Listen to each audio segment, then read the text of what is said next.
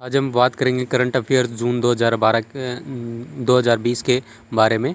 तो ये जो सभी प्रतियोगी परीक्षाओं के लिए उपयोगी है, इसमें एसएससी, बैंकिंग वगैरह, यूपीएससी, रेलवे, स्टेट एग्ज़ाम जो होते हैं उनके सभी के लिए उपयोगी है। तो इसके अंदर 4 जून 2020 का जो करंट अफेयर्स है उसके बारे में आज हम बात करते हैं। तो पहला है, केंद्रीय मंत्रिमंडल ने किसान हितैषी आवश्यक वस्तु अधिनियम को मंजूरी दी है। 3 जून 2020 को प्रधानमंत्री मोदी की अध्यक्षता में केंद्रीय मंत्रिमंडल ने आवश्यक वस्तु अधिनियम में ऐतिहासिक संशोधन किए। संशोधन के तहत किसानों के लिए नियामक वातावरण को उदार बनाया गया है। मूल्य आश्वासन और कृषि सेवा अध्यादेश 2020 पर किसान समझौता, इस अध्यादेश के माध्यम से संशोधन किया गया है। यह अध्यादेश किसानों को एग्रीगेटर, प्रोसेसर, निर्यातक और बड़े खुदरा विक्रेताओं के साथ जुड़ने की अनुमति देगा। आवश्यक वस्तु अधिनियम 1955 में संशोधन के तहत कृषि उत्पादों जैसे दाल, अनाज, प्याज, ऑयलसीड और आलू को डीरेगुलेट कर दिया गया है। पृष्ठभूमि की अगर बात करें तो वित्त मंत्री निर्मला सीतारमण ने पहले आत्मनिर्भर भारत अभियान के तहत घोषणा की थी कि एक केंद्रीय कानून बनाया जाएगा जो किसानों को अपनी फसल बेचने के लिए बाध्य नहीं करेगा। मंत्री ने यह भी घोषणा की कि कानून किसानों को केवल कृषि उपज मंडी समिति की मंडियों में लाइसेंस प्राप्त व्यापारियों को अपनी उपज बेचने के लिए बाध्य नहीं करेगा। तो ये सारी जो किसान के पक्ष में जो घोषणा की गई है निर्मला सीतारमण के द्वारा, और जो मंत्री हैं मंत्रिमंडल, केंद्रीय मंत्रिमंडल के द्वारा किसान हितैषी जो घोषणाएं की गई है उसके अंदर बताया गया कि दाल, अनाज, प्याज और ऑयल सीड और आलू को डीरेगुलेट कर दिया जाएगा और उसी के हिसाब से उनको अपने मूल्य के हिसाब से उनका जो मूल्य है वो उनको दिया जाएगा। अगले हम बात करते हैं G7 शिखर सम्मेलन स्थगित हो गया है। G10 तथा G11 तक विस्तारित किया जा सकता है। अब इसके अंदर बात करते हैं, अमेरिकी राष्ट्रपति डोनाल्ड ट्रंप ने हाल ही में घोषणा की है कि अमेरिका सितंबर 2020 तक G7 शिखर सम्मेलन को स्थगित कर रहा है। इसके अलावा राष्ट्रपति ट्रंप G7 समूह को G10 और G11 तक विस्तारित करने पर विचार कर रहे हैं। 2 जून 2020 को अमेरिकी राष्ट्रपति ट्रंप ने टेलीफोनिक बातचीत के माध्यम से G7 शिखर सम्मेलन के लिए भारतीय पीएम मोदी को आमंत्रित किया है।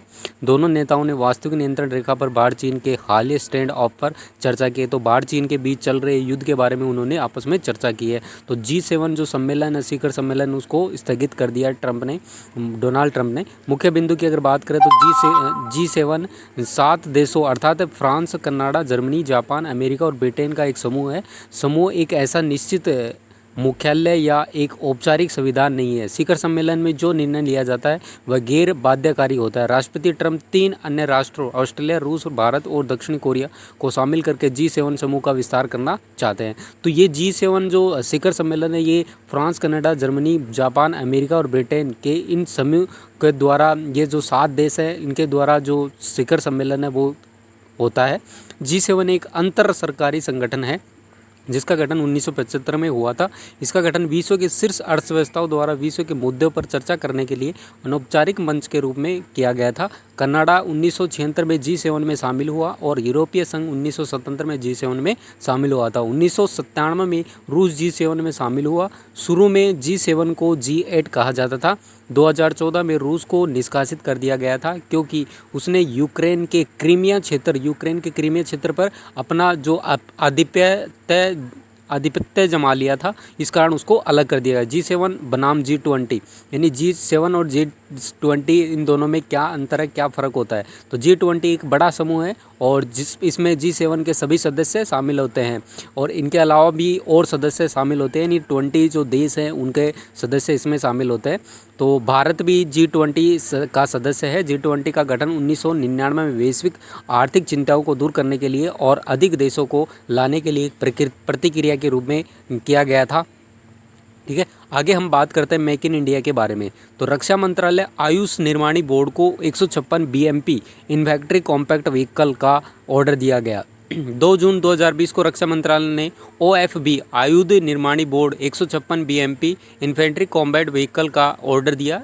यह मेक इन इंडिया पहल को बढ़ावा देने के लिए किया गया है। मुख्य बिंदु की अगर बात करें तो तेलंगाना के मेडक में स्थित आयुध कारखाने द्वारा 1094 करोड़ रुपए की लागत से ICV का निर्माण किया गया था और ICV का निर्माण 2023 तक पूरा हो जाएगा। इन ICV के निर्माण से मैकेनाइज्ड इन्फेंट्री बटालियनों की मौजूदा कमी को कम किया जाएगा और सेना को आगे बढ़ाने में मदद मिलेगी। मेक इन इंडिया होता क्या है, क्या इसके उद्देश्य होते हैं, तो वो सारी चीज़ें हम यहाँ पर डिस्कस करने वाले हैं। तो उद्देश्य की हम बात करते हैं तो पहला उद्देश्य जो है स्वदेशी रूप से उत्पादित वस्तुओं को बढ़ावा देना है। नए औद्योगिकरण के लिए विदेशी निवेश आकर्षित करना। चीन को पछाड़कर भारत पहले से मौजूद उद्योगों को विकसित करना चाहता है। 2022 तक लगभग 100 मिलियन जो अतिरिक्त नौकरियां उनका सृजन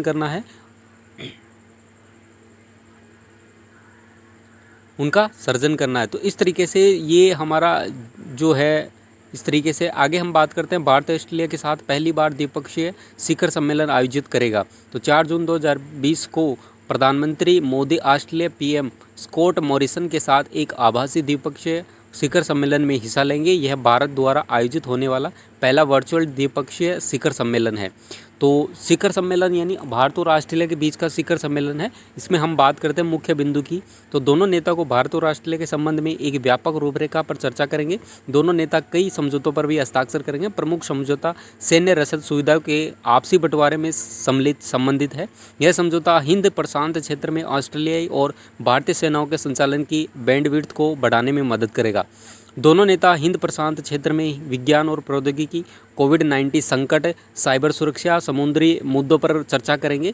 और दोनों नेता यह भी साझा करेंगे कि उनके संबंधित देश कोविड-19 महामारी से कैसे निपट रहे हैं। ऑस्ट्रेलिया ने सिंगापुर के साथ पहले से इस तरह का शिखर सम्मेलन पहले से ही आयोजित कर चुका है सिंगापुर के साथ में। अब हम बात करते हैं भारत ऑस्ट्रेलिया की जो सैन्य अभ्यास है, किस प्रकार से सैन्य अभ्यास उनके हुए और किन किन नामों से उनको जाना जाता है, तो वो हम यहाँ पर बात करने वाले हैं।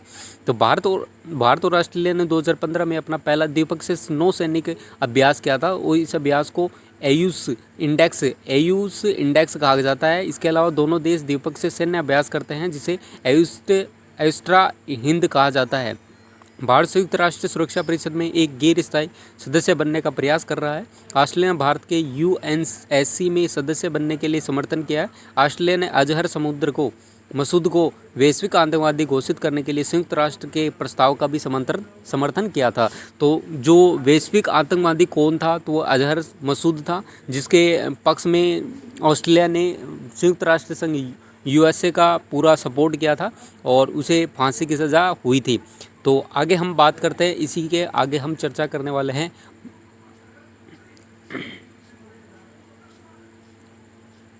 कैबिनेट की मंजूरी। कोलकाता पोर्ट ट्रस्ट का नाम बदलकर श्यामा प्रसाद मुखर्जी पोर्ट ट्रस्ट कर दिया गया है। श्यामा प्रसाद मुखर्जी कौन थे उसके बारे में हम चर्चा करेंगे। 3 जून 2020 को प्रधानमंत्री मोदी की अध्यक्षता में केंद्रीय मंत्रिमंडल ने कोलकाता पोर्ट ट्रस्ट का नाम बदलकर श्यामा प्रसाद मुखर्जी पोर्ट ट्रस्ट करने का अनुमोदन किया।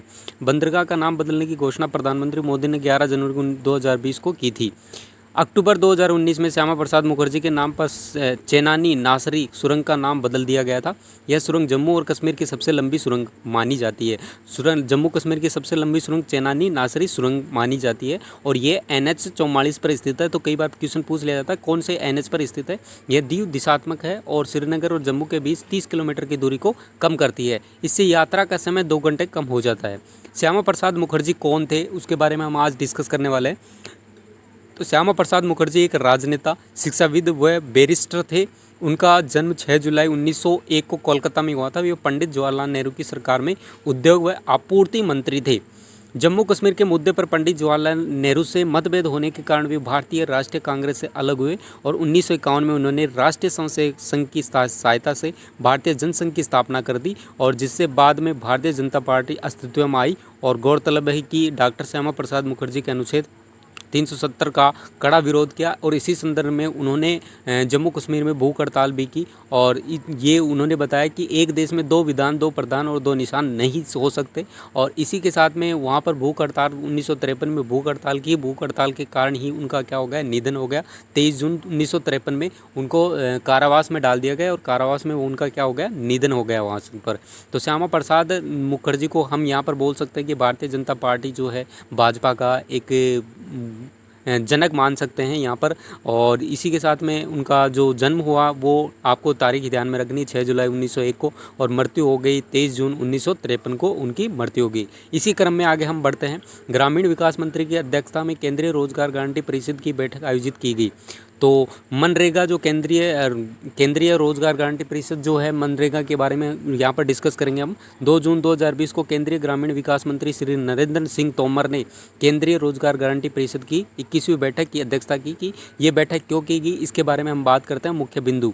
तो इस बैठक में दौरान इस बात पर प्रकाश डाला गया कि भारत सरकार ने सिंचाई और जल संरक्षण के संपत्ति बनाई है। इसके अलावा मनरेगा के तहत कृषि की मदद के लिए व्यक्तिगत संपत्ति बनाई गई है। कोविड-19 के दौरान मनरेगा को सर्वाधिक धनराशि आवंटित की गई थी। भारत सरकार ने लगभग 61,500 रुपये आवंटित किए हैं। साथ ही आत्मनिर्भर भारत अभियान के तहत 40,000 रुपये की राशि आवंटित की गई है। केंद्रीय रोजगार गारंटी परिषद क्या है, ये हम आज डिस्कस करते हैं। यह परिषद मनरेगा की निगरानी और मूल्यांकन करती है। यह योजना के क्रियान्वयन के बारे में भारत सरकार को सलाह भी देती है। यह अधिनियम के कार्यान्वयन के बारे में वार्षिक रिपोर्ट भी तैयार करती है। अधिनियम इस परिषद को वर्ष में कम से कम 2 बार अनिवार्य रूप से बैठक करने की अनुमति देता है। आगे हम बात करते हैं CEGC का नेतृत्व ग्रामीण विकास मंत्री करते हैं। इसमें आधिकारिक और गैर आधिकारिक दोनों सदस्य शामिल होते हैं। कानून की अगर बात करें तो यह बैठक महात्मा गांधी राष्ट्रीय ग्रामीण रोजगार गारंटी अधिनियम की धारा 10 के तहत आयोजित की जाती है। तो अधिनियम के तहत 261 अनुमेय कार्य हैं। इसमें से 164 कार्य कृषि से संबंधित और बाकी के जो कार्य हैं वो संबंध गतिविधियों से संबंधित होते हैं। तो मनरेगा, ये जो आप देख रहे हो लॉकडाउन के अंदर बहुत ही अच्छा काम हो रहा है। मनरेगा से बहुत ही लोगों को रोज़गार मिल रहा है। जो मजदूरी पहले 150 रुपये थी उसको 220 रुपये कर दिया गया है। तो ये बहुत ही अच्छा काम है जो प्रवासी मजदूर हैं उनको रोज़गार देने के लिए। और यहाँ पर जो मजदूर हैं जो पिछड़े वर्ग के मजदूर हैं उनको रोज़गार देने के लिए बहुत ही मनरेगा का बहुत ही अच्छा काम है। आगे हम बात करते हैं इसी सिलसिले में। केंद्रीय मंत्रिमंडल ने भारत और भूटान के बीच समझौता ज्ञापन को मंजूरी दे दी है। भारत और भूटान जो देश है बहुत ही गरीब देश है। तो भारत और भूटान में क्या समझौता है उसके बारे में हम बात डिस्कस करते हैं। 3 जून 2020 को प्रधानमंत्री मोदी की अध्यक्षता में केंद्रीय मंत्रिमंडल ने भारत और भूटान के बीच समझौता ज्ञापन को मंजूरी दी है। पर्यावरण के क्षेत्र में सहयोग को बेहतर बनाने के लिए देशों के बीच समझौते पर हस्ताक्षर किए गए हैं। मुख्य बिंदु की अगर बात करें तो यह समझौता भारत और भूटान के बीच दीर्घकालिक सहयोग को बढ़ावा देने में मदद करेगा। साथ ही इस पर पारस्परिकता और पारस्परिक लाभों के आधार पर प्राकृतिक संसाधनों की सुरक्षा और प्रबंधन में मदद करेगा। इस समझौते के अनुसार दोनों देशों ने वायु अपशिष्ट, जलवायु परिवर्तन और रासायनिक प्रबंधन के क्षेत्र में अपने सहयोग का विस्तार करने में भी सहमति व्यक्त की है। समझौते के बारे में तो समझौता क्या है। 2013 में पर्यावरण, वन और जलवायु परिवर्तन मंत्रालय के तहत संचालित केंद्रीय प्रदूषण नियंत्रण बोर्ड और भूटान के राष्ट्रीय पर्यावरण आयोग के बीच समझौते पर हस्ताक्षर किए गए। दोनों देशों ने पर्यावरण के क्षेत्र में अपना सहयोग जारी। तो कुल मिला के यहाँ पर हम बात करने वाले हैं कि पर्यावरण से संबंधित जो भी समझौते हैं वो यहाँ पर किए गए हैं। तो पर्यावरण को बेहतर बनाने के लिए दोनों देशों के बीच हस्ताक्षर हुए हैं। तो दोनों देशों के आपको यहाँ पर दिख रहे हैं कि जो फ्लैग हैं, झंडे जो हैं, ये एक भारत का और दूसरा क्या है, भूटान का है। तो यहाँ पर उन दोनों के बीच में मेन मुद्दा जो रहा वो क्या हुआ, पर्यावरण रहा। और इसी के साथ में हम आगे बात करते हैं। भारत सरकार ने शुरू की स्वदेश पहल। तो स्वदेश पहल जो शुरू की गई है, जो भारत के जो लोग थे जो कुवैत, ईरान, इराक में जो फंसे हुए थे उनको वापस लाने के लिए एक स्वदेशी योजना, वंदे भारत मिशन योजना लागू की गई।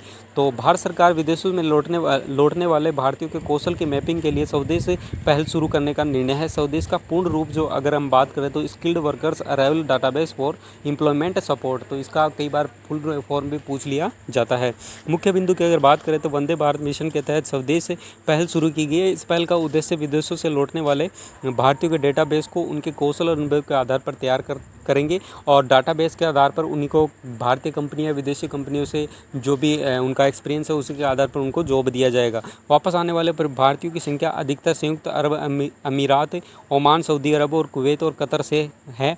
लौटने वाले इन व्यक्तियों को मुख्य रूप से मोटर वाहन, तेल और गैस, पर्यटन, विमानन, IT, आतिथ्य और IT में नियोजित किया गया था। स्वदेश से क्या है इसके बारे में हम डिस्कस करते हैं। इस पहल का संचालन नागरिक उड्डयन, विदेश मंत्रालय, कौशल विकास और उद्यमिता मंत्रालय द्वारा किया जाएगा। इस कार्यक्रम के तहत लौटने वाले नागरिकों को फार्म भरने होंगे और फार्म में ये बताना होगा कि कार्य क्षेत्र क्या है, शीर्षक क्या है और अनुभव कितने वर्षों का है। तो उसी के आधार पर उनको यहाँ पर जो भारत के अंदर रोजगार उपलब्ध करवाया जाएगा। वंदे भारत मिशन क्या है, तो भारत के जो लोग हैं, भारत के जो 80,000 जो भारतीय हैं जो भारत के लोग हैं वो बाहर जो फंसे हुए हैं, विदेशों में फंसे हुए हैं, उनको वापस भारत लाना ही वंदे मातरम मिशन है। अभी जो चल रहा है वो खाड़ी देश जो हैं उनसे वंदे मातरम मिशन चल रहा है, वहाँ से 80,000 भारतीयों को लाने का काम चल रहा है। आगे हम इसी सिलसिले में हम वंदे भारत मिशन जो है वो मेन जो है क्या है कि विदेश में जो फंसे हुए भारतीय लोग हैं उनको वापस लाना और उनका डाटाबेस तैयार करना कि कौन सी कंपनी में वो काम करते थे, कितने साल का एक्सपीरियंस है और क्या उनका कार्य क्षेत्र रहा। उसी के आधार पर उनको यहाँ भारत के अंदर जो कंपनी है उनके अंदर उनको रोज़गार उपलब्ध करवाया जाएगा। वहाँ से हो सकता है वहाँ से सैलरी कम मिले, लेकिन यहाँ पर उनको रोज़गार उपलब्ध करवाया जाएगा। तो आगे हम इसी में आगे चर्चा करते हैं। भारत सरकार ने आयात में कटौती करने के लिए 10 क्षेत्रों की पहचान की, यानी भारत जो बाहर से जो सामान मंगाता है उसमें आयात में उन्होंने कटौती की है। तो इसमें हम बात करते हैं 3 जून 2020 को उद्योग और आंतरिक व्यापार संवर्धन विभाग ने 10 क्षेत्रों की पहचान की है जहाँ आयात में कटौती की जाती है। इसमें कपड़ा, गहने, मोबाइल, रत्न, फार्मास्यूटिकल, इलेक्ट्रॉनिक्स मशीनरी आदि शामिल है। मुख्य बिंदु की अगर मैं बात करूं तो भारत सरकार ने हाल ही में जूते, फर्नीचर और एयर कंडीशनिंग में आत्मनिर्भर बनने के लिए निर्धारित लक्ष्यों को बदल दिया है। सरकार ने 10 अन्य क्षेत्रों में आत्मनिर्भर बनने के लिए भी योजना तैयार की है। उद्देश्य क्या है इसका? तो उद्देश्य क्या है, सरकार ने इन 10 क्षेत्रों के विशेष रूप से चुना है क्योंकि भारत को इन क्षेत्रों में प्राकृतिक लाभ है, इसलिए थोड़ा सा प्रोत्साहन इन क्षेत्रों को देश की ताकत बनाने में सक्षम करना है। तो सरकार ने घरेलू स्तर पर बने उत्पादों को गुणवत्ता को लक्षित करने के लिए आयात में कटौती की गई, यानी जो देश के अंदर जो उत्पाद बन रहे हैं, ये इलेक्ट्रॉनिक्स से, फार्मास्यूटिकल, मोबाइल्स वगैरह, इनसे जो उपकरण बन रहे हैं देश के अंदर, उनको ज़्यादा महत्व देने के लिए ये चीज़ें उन्होंने की है, कटौती की है। भारत के आयात की अगर बात करें तो भारत ने वर्ष 2019-20 में 467.2 बिलियन अमेरिकी डॉलर का माल आयात किया। इसमें से चमड़े और चमड़े के उत्पादों की मात्रा 1.01 बिलियन डॉलर है। 37.7 बिलियन डॉलर की मशीनरी और 4.2 बिलियन डॉलर के मशीन टूल का आयात था। आत्मनिर्भर भारत अभियान की चिंताएं क्या है? तो आत्मनिर्भर भारत अभियान के तहत आयातों को कम करने और घरेलू विनिर्माण को प्रोत्साहित करने का प्रयास किया जा रहा है। हालांकि ये कदम कुछ समस्याओं को जन्म दे सकते हैं, वे इस प्रकार हैं। भारत आयात प्रतिस्थापन औद्योगिकरण पर वापस जा सकता है। व्यापार विकृति, विश्व व्यापार संगठन के आयात शुल्क की निर्धारित सीमा को पार किया जा सकता है। आयात प्रतिस्थापन औद्योगिकरण क्या है? इसकी आलोचना निम्नलिखित कारणों से की जाती है। तो पहला है, केवल उपभोक्ता वस्तुओं को बढ़ावा दिया जाता है, रोजगार वृद्धि दर धीमी होती है, उत्पादकता वृद्धि न्यूनतम होती है, आंतरिक प्रवास में वृद्धि होती है। तो ये सारी चीज़ें जो हैं कारण हैं कि इसकी आलोचना क्यों की गई। आयात प्रतिस्थापन औद्योगिकरण को बढ़ावा नहीं देना है हमें, और भारत को आत्मनिर्भर बनाने के लिए ही आगे काम करना है। तो इसी प्रकार से ये इनके कारण